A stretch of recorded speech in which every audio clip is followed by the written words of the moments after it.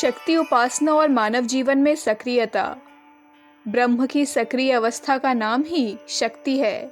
जिस प्रकार उष्णता अग्नि से अभिन्न है, उसी प्रकार शक्ति भी ब्रह्म से अभिन्न है।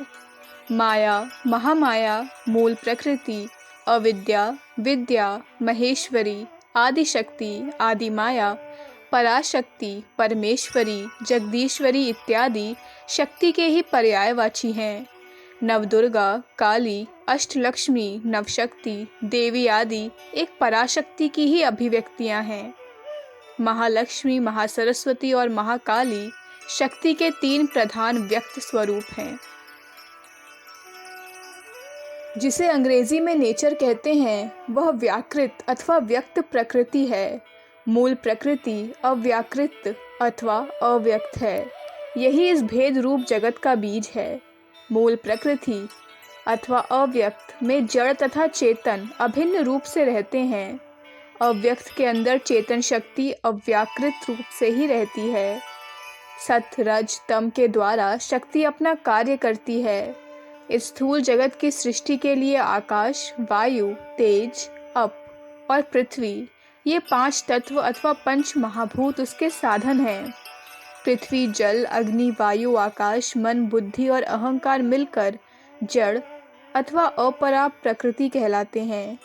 यह निम्न श्रेणी की है, अपवित्र है, खराबी पैदा करती है और स्वयं संसार के लिए बंधन रूप है।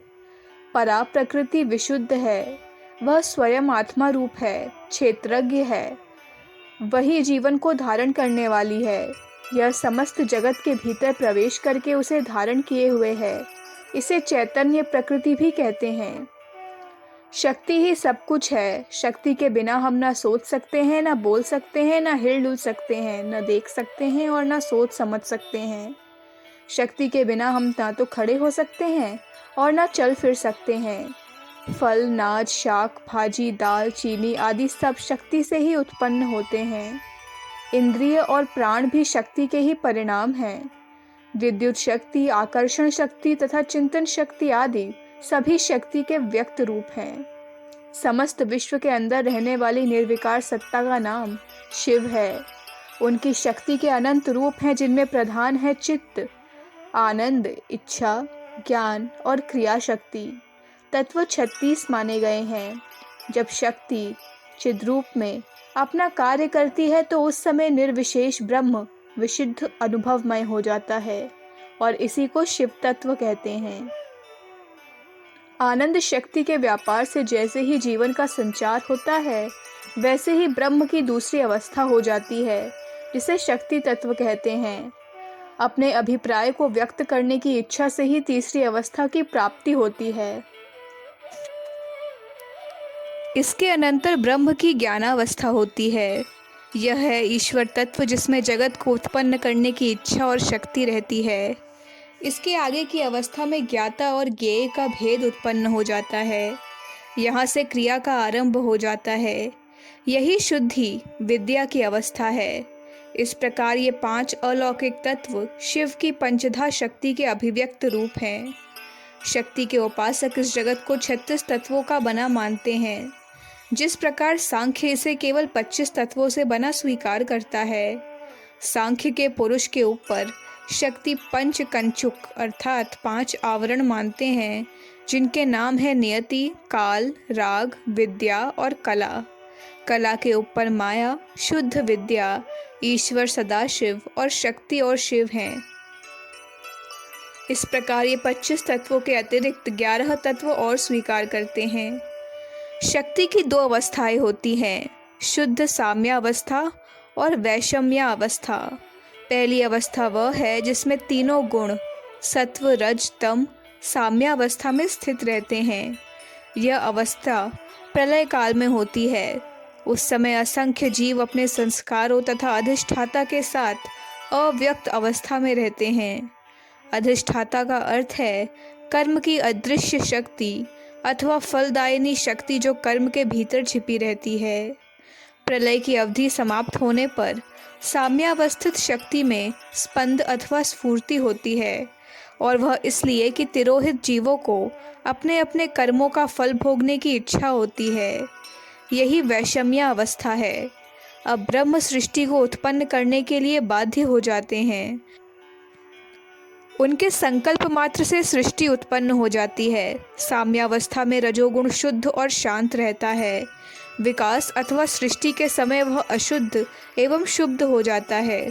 सृष्टि के समय जब आदि शक्ति के अंदर शोभ होता है तो तीनों गुण सत्व रज तम व्यक्त हो जाते हैं। सत्व गुण प्रधान चैतन्य का नाम विष्णु है, जो ब्रह्म की संरक्षिका शक्ति हैं। रजोगुण प्रधान चैतन्य ब्रह्मा है, जो ब्रह्म की उत्पादिका शक्ति हैं। तमोगुण प्रधान चैतन्य शिव है, जो ब्रह्म की पुनर्निर्माण करने वाली अथवा संहारिका शक्ति है। जो व्यक्ति शक्ति के इस स्वरूप को समझकर साधन करता है, उसे इसके द्वारा शक्ति अथवा ईश्वर की प्राप्ति हो सकती है। साधना और अभ्यास पर्यायवाची शब्द हैं। सिद्धि का अर्थ है शक्ति अथवा पूर्णता की प्राप्ति। साधना का क्रम तब तक चलते रहना चाहिए जब तक साधक सिद्ध न हो जाए। साधक की योग्यता, स्वभाव, रुचि, ज्ञान तथा विकास के भेद से साधना में भेद होता है। अधिकारी पुरुष की प्रकृति के अनुसार ही साधना में अंतर पड़ता है। इस प्रकार साधना के 4 भेद माने गए हैं। सर्वोपरि भाव ब्रह्म भाव है, जिसमें साधक भावना करता है कि सब कुछ ब्रह्म ही है और जीवात्मा परमात्मा से अभिन्न है। इसे अद्वैत भाव कहते हैं। इसके उपरांत ऊंची श्रेणी के योगियों और भक्तों का ध्यान भाव आता है, जिसमें भक्त अथवा योगी अपने शरीर के भिन्न भिन्न चक्रों में अपने इष्ट देव का ध्यान करता है। इससे नीचे का भाव है, जिसमें केवल जप, प्रार्थना और स्तुति आदि से संबंध रहता है। चौथी अथवा सबसे निम्न श्रेणी का भाव वह है, जिसमें केवल बाह्य पूजा से ही संबंध है। शक्ति अथवा शक्ति का उपासक अपने प्रत्येक मनुष्योचित कर्म को यज्ञ और पूजा का एक पवित्र कार्य बना देता है। खाते पीते, उठते बैठते अथवा अन्य किसी भी शारीरिक क्रिया को करते समय वह कहता ही नहीं, अपितु मानता और विश्वास करता है कि उसके द्वारा और उसके अंदर शक्ति ही सब कुछ करा रही है।